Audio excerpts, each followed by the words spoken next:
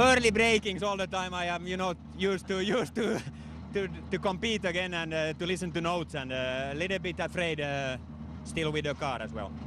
Enjoying it though? Oh, it's okay. Yes. Petter Solberg's also made it to 5th, but for his brother Henning, it's been a frustrating first gravel stage after taking the lead on the Super Special last night. A brake problem sees him fall from 1st to 10th.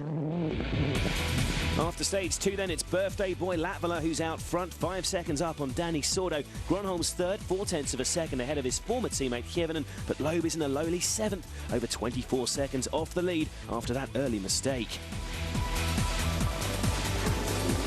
And let's see if Virtual Spectator can give us any clues to why Seb overshot in that stage.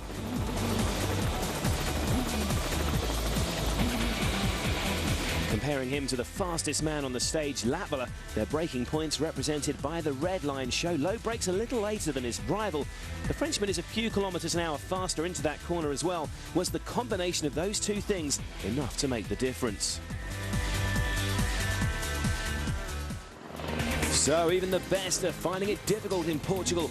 And join us after the break, as things are not getting any easier out there.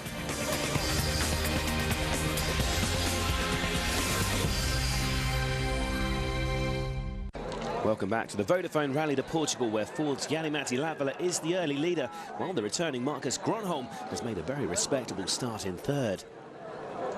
On to the morning loop's final 2 stages, and after an uncharacteristic error on the previous test, Sebastian Loeb will hope to respond immediately. The Citroën C4 features slight improvements to the engine, gearbox and suspension this weekend, so Loeb will hope the changes lead to yet more success. The Ford Focus has also been improved for this rally though, and starting 7th on the road, the current leader Latvala has a much clearer line and is still attacking very hard to take maximum advantage. Comparing his time to Loeb's here as Jari-Matti approaches the end of the Silves stage, it's looking like another terrific run for the 24-year-old. Yes, 11.2 seconds quicker. Latvala's now over half a minute ahead of the world champion and also extends his lead over Danny Sordo. On to stage 4, where we can join the Spaniard. And he has a better run through Malheo, 2nd fastest through so far. Danny has begun to apply a bit of pressure on the rally leader.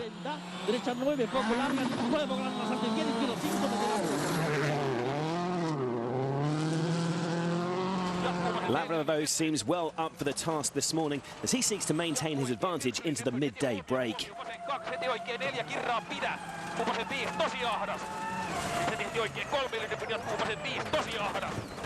He's off!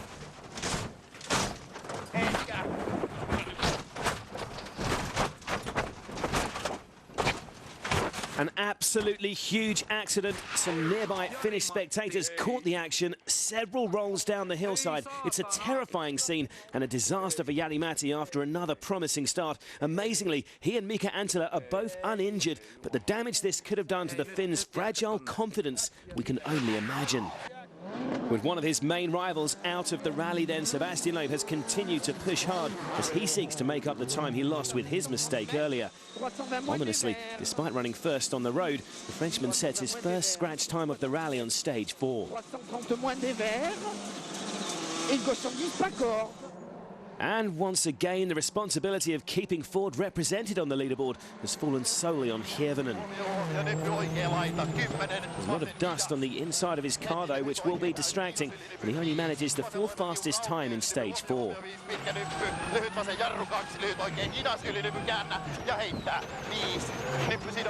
Marcus Gronholm was given a frustrating delay at the beginning of the test after initially being told the stage had been cancelled because of Latvala's accident.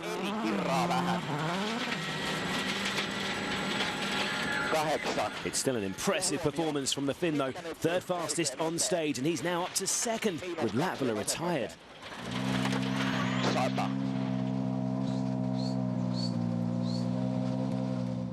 If someone told you yesterday that you'd go to first service, 2nd place, would you believe them? Yes, because I had a good feeling in the test, so why not? But I was a little bit, you know, worried about my pace notes and the pace because I haven't been driving so much. So The wreck of Latvala's car gives you an idea of the ferocity of the accident. It's a testament to the strength of these cars that they walked away. I came too fast to the right-hand corner, obviously. I didn't expect that it will jump, and it jumped a little bit and lifted me to the outside, to the bank, and making the car to the two wheels, and I had no chance anymore, no room, and car started to roll and went over the fence and started to roll like 100 meters down. So it's been the biggest accident I have ever had. It's not a birthday Latvala will forget in a hurry, and his crash leaves Dani Sordo in front. He's 3.2 seconds ahead of Gronholm, and that's also the same time that separates him from third place Kievan, and Loeb's now fourth, and Petter Solberg fifth.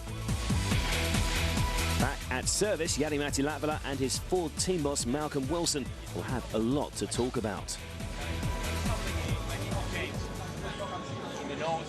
I have to say it's it is a big disappointment because again it's put us in a very difficult position so early on in the rally, with a lot more pressure now going on Mikko. On this occasion, I think I have to say that it's the biggest accident of his career, and I'm really pleased to say that the way that the safety cell and everything has stood up in the focus is. It means that they're still here, and they both weren't injured at all. What do you do this afternoon? Do you push for the lead, or are you thinking about Loeb? Is he the main contender this afternoon? Well, I don't know. We had a good plan, but it doesn't really work anymore. So we have to think of another way of doing it, and we'll see. Have you got a good feeling with the car? You seem to enjoy this gravel rally. Yeah, the feeling with the car is really, really good. It's very easy to drive. Also with the pace note, I am really happy with the car. A repeated run through the 3 stages used in the morning next, and we've already seen that these roads are not to be taken lightly. With the surface cleared of loose gravel after the earlier loop, there's no disadvantage for Loeb running first on the road. So what can the Frenchman do about his 23-second deficit to the rally leader?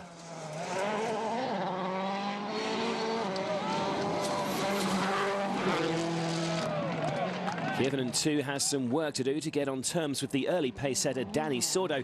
He begins stage 5, 6.4 seconds behind the Spaniard, but immediately looks to be setting an impressive pace.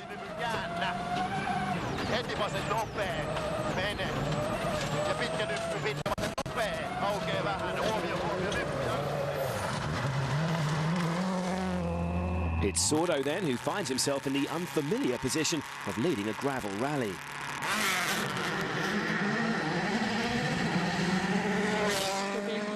It's a very fast section here in the build-up to the corner that caught out his teammate this morning. Oh, but he's made the same mistake, an identical overshoot for Sordo.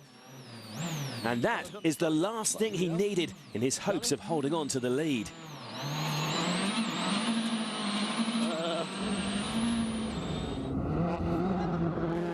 Petter Solberg is still pushing as hard as he can in his older Citroën Sara.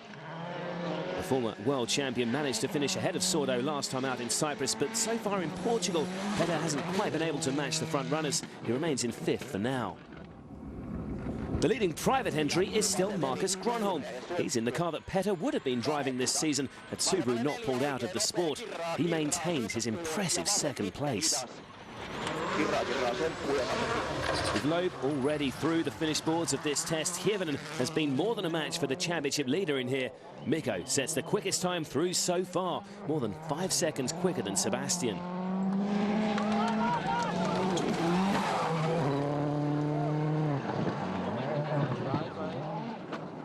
With Hirvonen flying and Sordo already having slipped up in this stage, Citroën's number 2 could struggle to hold on to the lead here.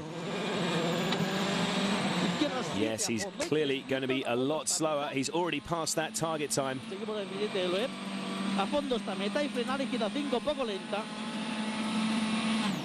A very costly overshoot then, and Dani slips from 1st to 3rd.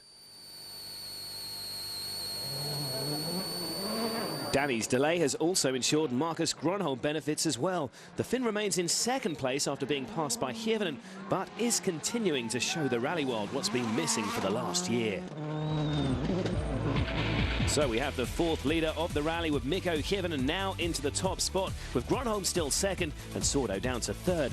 Loeb is 21.5 seconds behind the leader, while further back, Sebastian Ogier and Evgeny Novikov have swapped places in the fight for 7th.